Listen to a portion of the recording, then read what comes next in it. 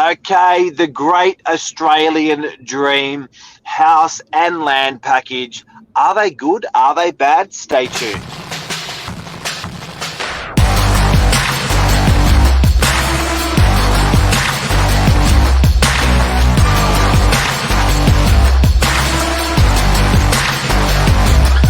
I'm the ringleader, so listen up. Good morning. Good morning. 580, episode 580.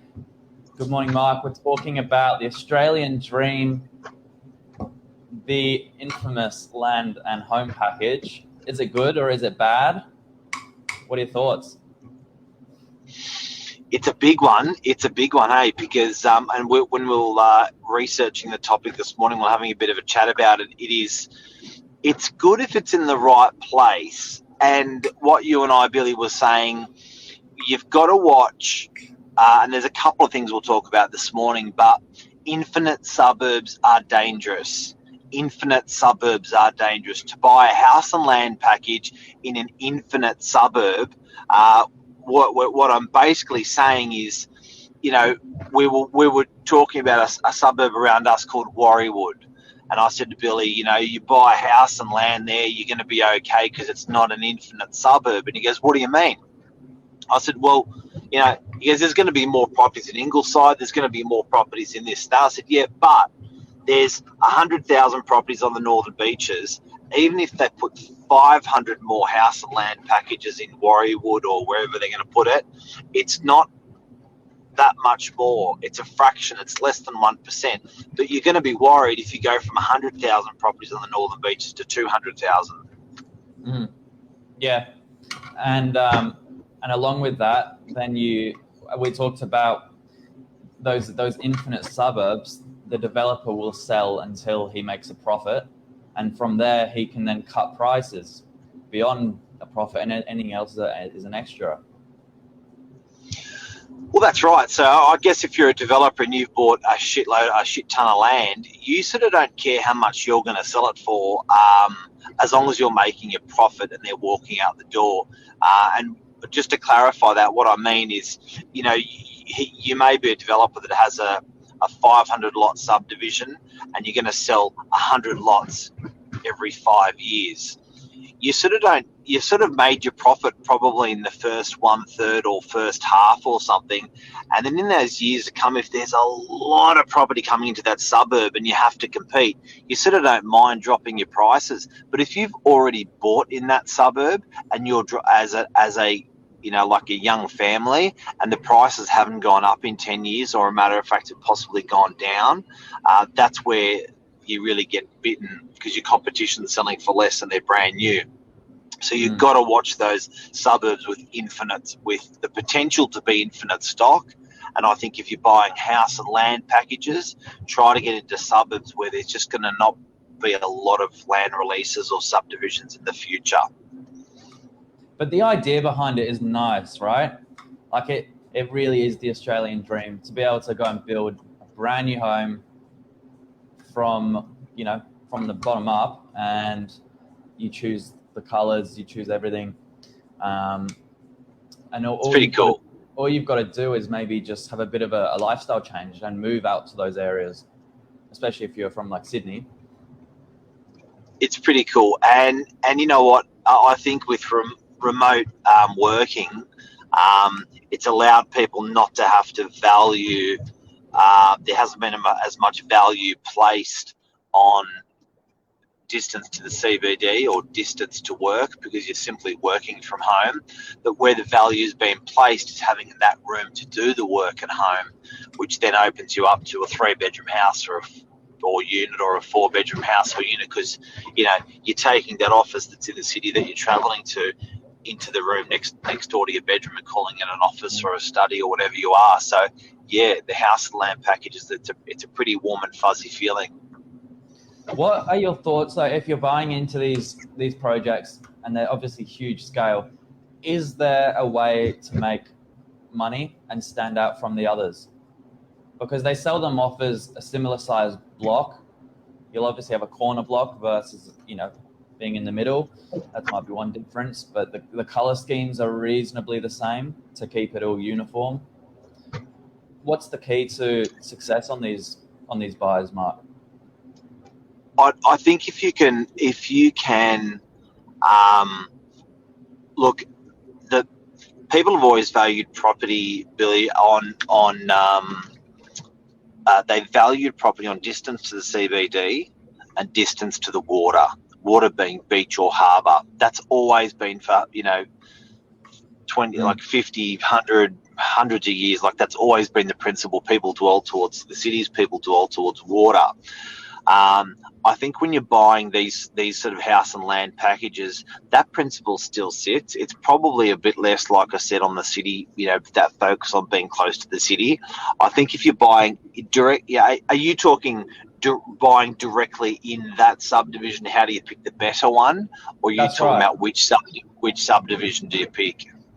Which block do you pick? Because you're looking at them all on a drawing for the start, and then you'll go out and have a look at the empty block. But they all share a lot of similar, qualities, each of these blocks. So it's hard to sort of pick which one is going to either outperform the other one next to you, or is there a bit of a trick to it? There is. It's a good question. There's believe it or not, the older buyer has more experience than the younger buyer. So when you're talking to a buyer who's bought 2, 3, 4 properties in properties for 5, 10, 15 years, they sort of know what they know and they know what they like. And this is it. A north-facing backyard, if you're buying a house and land package, is always a winner.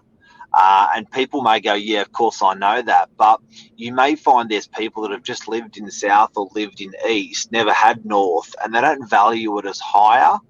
But if you've had it, it's a cracker and you'll never give it away. I've never had someone with a north-facing backyard that goes into a south-facing backyard on their next property. It's one of the fundamental things people hold on to. So I think, Billy, north-facing backyard, if you're buying house and land package, absolutely critical. I think something to watch out for is the ability to build a 2-car garage instead of a 1-car garage. Some of these lot sizes or boundary adjustments allow for a 2-car garage. That's gonna make you money as well. I think when you're on a budget with a house and land package, I always think of a furniture store. You don't particularly want the where do you sit in the food chain? Do you want your Coco Republic all the way through? Do you want your Freedom Furniture all the way through? Do you want your what's that really cheap furniture store? Kmart. Amart, whatever it is, Kmart, all the way through, Amart, Kmart. So I think you just got to keep that in mind. And I certainly don't think you're going top end. Your return on investments, not like think maximum impact to minimum cost when you're buying these properties and getting them fitted out. But don't spend too much money on them. Yeah, interesting. Find the balance. No point in pimping up something that doesn't need to be. Well, it can look pimped, but it's not that pimped. Yeah, unless of course it's you're going to live there, have fun with it. It's your home. That's a different story. But if we're talking investment, yeah, and I think also, don't get silly. Also, if it's your home, like there's, you're going to put gold taps in. No, do you know what I mean? You're not really going to get the return on that, particularly considering the lifespan you're going to get out of it. If it's your forever home, I get, what you just said for sure. But if you're going to be out of that property in the next 5 to 8 years or something, you just got to be smart when you're buying house and land packages. but overall, we think they're a good investment when done right. Just be careful. Good investment, but don't buy in suburbs that are going to be absolutely slammed with stock. Don't buy in infinite suburbs. So guys and girls, whoever's watching, or sharing this with people buying house and land packages, do not buy in suburbs where it's just going to keep on getting built out. For example, I'm not the biggest fan of buying in the CBD.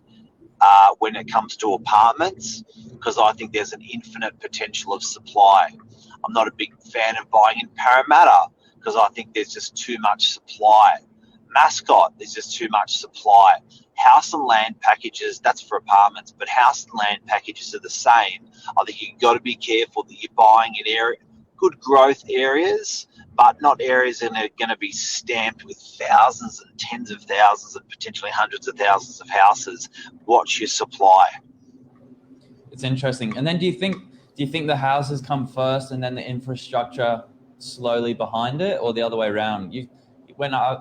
We used to live in Perth, and there was a couple of these not mass suburbs, but they basically took an existing part of the suburb that was completely underdeveloped. It was just grassland, and changed it into these big new sort of roads and things. The big road would go in first, then you'd find the tape measuring the strings outlining the blocks, and then the houses would pop up. Do you think the infrastructure is sometimes a little bit slow? Because you've got to have shops. Well, it is, and it's expensive. Do you know what I mean? So there's contributions when you buy house and land packages. The developers paid contributions towards council for contributions for public works. So I think that they got to get the money in. They got to get it done. Hospitals are a big thing. Schools are a big thing. Education, health. Shopping probably comes, like fundamental shopping, and then you got all your fringe businesses from that. They will all come later, but they certainly need the population, the people, to be there to sustain these businesses from a business side of view, and infrastructure. They need the money in from these facilities. But it's pretty exciting. Some of these amazing suburbs that have popped up around Sydney.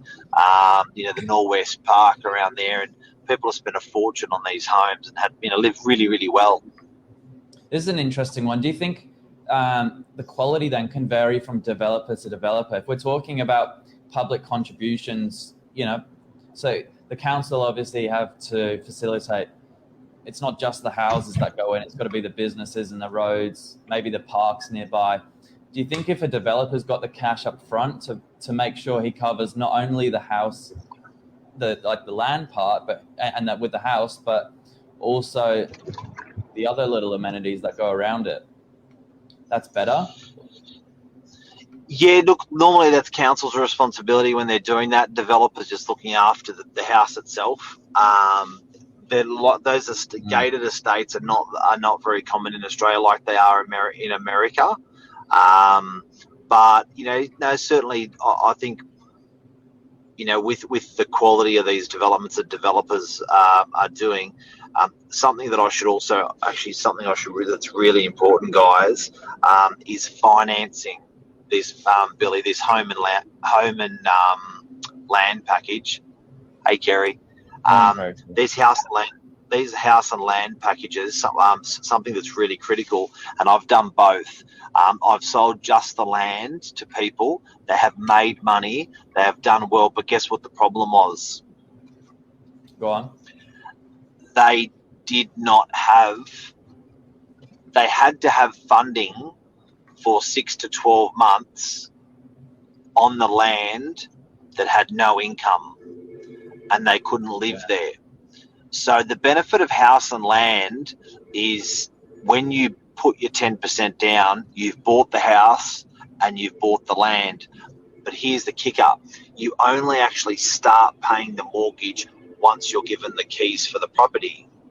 Now, with land packages, you've got to make sure you've got some pretty strong finance behind you, because you have to settle on the land, buy and settle. So you may have bought a block of land for $500,000 or $1 million. You've got a mortgage that's already started, and then you've got a house to start getting built, and your mortgage is already going to start on your house while you're building it. So land only, you have to be much better financed, and buyers forget this or miss this. They just see how much for the land. And house and land, you are paying nothing for 6 or 12 months. You've only paid your 10% deposit, and until you get your mortgage starts, then you don't have to do anything. So just be careful. Do your research. Yeah. So look, your house and your land is the better buy than your land only by far when it comes to financing. Yeah, and if you see the appealing price tag initially, just double check. Make sure you're not buying. Double check. Make sure you get the house with it, not just the land. Absolutely. Yeah. But good questions this morning. Thank you, legend. Have a good day, guys. Thanks for joining us. Everyone have a good day. And it's today is another day where we don't have to wear masks in the office. It's progress again. Congratulations and well done, New South Wales. Powering through. By Christmas, I reckon it's going to be a good Christmas this year. 100%. Yeah. Thanks, buddy. Everyone take care. See ya.